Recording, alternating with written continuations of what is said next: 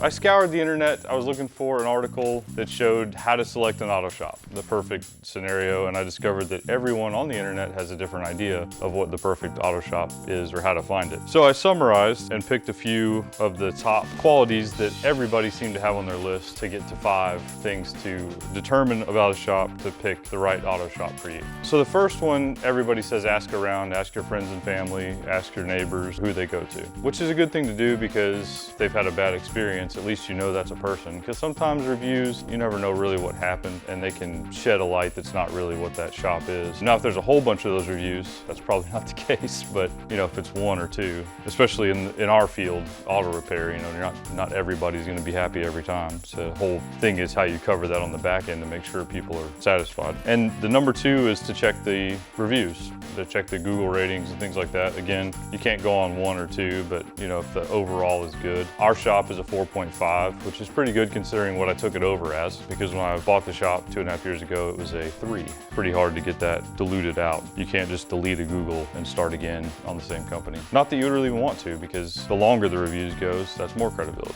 The third topic that most people talk about is to check affiliations, check you know, accreditations. There's a lot of automotive resources out there as far as accreditations, training courses and things like that. The most recognized thing is the ASE certification. If a shop, you know, is ASE certified, at least you know they've had to go do some training and take a test, you know, somewhat know what they're doing. The ASE certification, which at our shop, I happen to have my ASE master certification, which means I have passed the test in all areas of automotive. You can put ASE certified up and have 1 test, which I can tell you there's a few of them that are so easy. If you had basic automotive knowledge, you would just go pass it. But, you know, ASE certifications are not the end all. It doesn't mean you really know what you're doing. So that's why the other things on this list come into factors. You know, there's a lot of people that have ASE certifications that if you have this certain kind of problem that, you know, they're not really going to be qualified for anyway, because, you know, it's a certain model vehicle or it's complicated. So that brings me to my 4th point, which is one that I added in that nobody had on their list because most of the people that write these lists are authors and not automotive people. Don't be afraid to ask and vet the shop. When you call an auto shop and you have a certain problem, there's usually a service advisor, which we have. You're going to ask that service advisor some questions, and it's fine if that service advisor calls you back because they need to go to their techs, their, you know, the people in the back, and ask them about this problem. So if your car has a funny issue, you know, a rattle at certain speeds, or it's, you know, it's bogging down going up a hill or something like that, when you call and talk to them, don't just call and make an appointment. Don't just call and say, hey, my car's doing this, when can I bring it in? Because you may be taking it to the wrong place. So if you ask, my car's doing this, you usually want to ask what they think it is, because if they don't come across with a clear answer of that problem, it might not be the shop you want to go to. So, you know, if you call and describe your problem and they seem like they're unsure, or if they seem like you want to make sure you tell them what model car you have also. So if you have something newer or something that's, you know, a little bit, like at our shop, we have a lot of European cars and things like that. So if you mention that kind of car and they don't seem like they know what they're doing, it's probably not the right shop either. Don't be afraid to ask and vet the shop through your own feeling too on the phone. You know, like I said, if you encounter a service advisor, then, you know, they can call you back and kind of talk you through what they think it might be. Then it's only if you have a weird problem. I mean, anybody can do service and things like that, but if you've got some kind of issue and you're trying to select what the right shop is, you don't want to go waste your money someplace that doesn't seem like they're sure. The last thing on my list is to look at the shop environment. You know, you see some shops that, you know, they look like it's an old gas station or something like that. That might be a great place to take your 80s car or something like that. If they're letting their place go like that, then they're not with the times. They're not following up on, you know, modern technology and things like that. They're not going to have, you know, thousands of dollars in diagnostic equipment and things like that. In our town specifically, I found is not really a common thing anyway. You want to take your car to someplace that's clean, someplace that looks like, you know, they at least have some pride in their professionalism and all that. Going back through the list, I will relate that to our shop so that we can refer. So asking around, 2.5 years now, I've been in Morristown, so we've serviced a lot of cars under my tenure at the shop. There are a lot of people that have opinions about the shop from before, so if you encounter that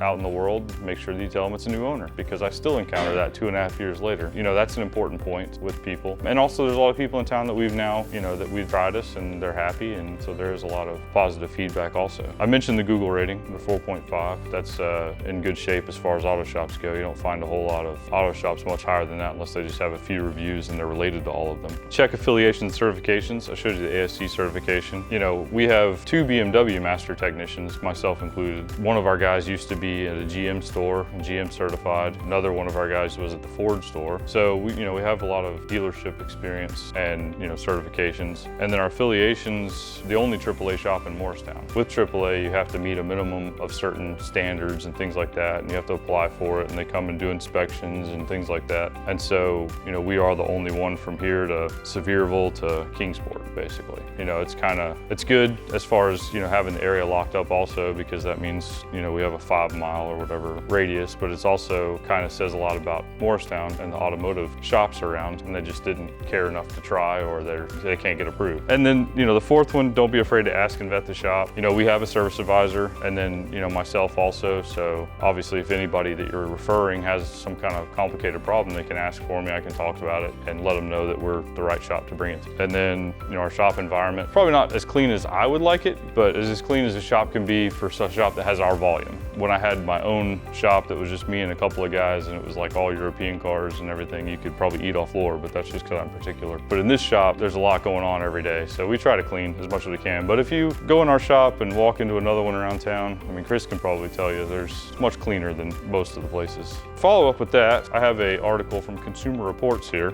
about choosing an auto shop, what to look for and things. And Consumer Reports says it's important to know if it's maintenance or repair. That's really important if it's just oil changes and things like that. But, you know, as far as just selecting a shop, you know, they say that you should shop a dealership alternative. You know, it's on a lot of our ad stuff. I say, you know, we offer dealership level service at much more affordable rates and things like that, which Consumer Reports article here backs that up. Goes on to explain that you can take any vehicle to an independent repair shop or franchise, which are typically less expensive than dealership. You know, that's why it's much more affordable rates. Dealership employ a lot of people. They have expensive real estate. They have inventory and floor plans to pay for, which most of their sales departments don't cover. Their service department picks up the difference. So that means you're picking up the difference when you get your car serviced there. There's a law it's called the Magnuson-Moss Act. It says that you can get your services done on your car anywhere as long as you're getting your services done. Dealers and franchises don't have the power to lock out independent repair facilities. So as long as you have service records and things like that, they can't deny your warranty or anything like that, even though some of them will threaten that, you know, it's actually against the law. So you can take your car to a qualified repair center. Mechanics in your dealership service department are specifically trained and certified in all aspects of your model service. Most of those technicians have not experienced in other makes. They haven't seen problems in other cars and things like that, but they are specific to that vehicle. They have access to TSBs and things like that. However, the TSBs must be released. So we have all data. We have things that we can look up the same TSBs that the dealer can. We have the same technical information that the dealers have. They have to release it. So if you're afraid to take your car anywhere else because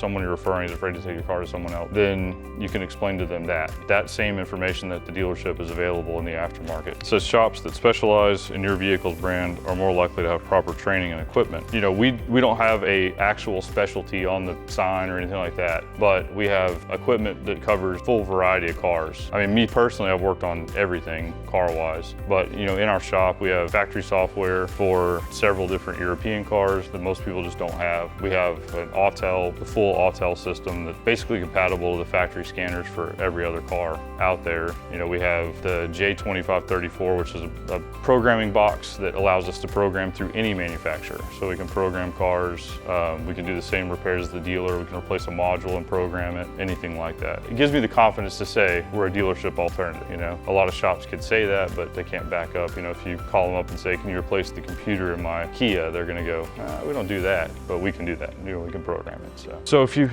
have anybody that's got questions about what kind of car or what kind of shop to go to, I hope that answers a few of them, you know, and you can have confidence in recommending us, you know a few tips about how to select a car shop. Thank you.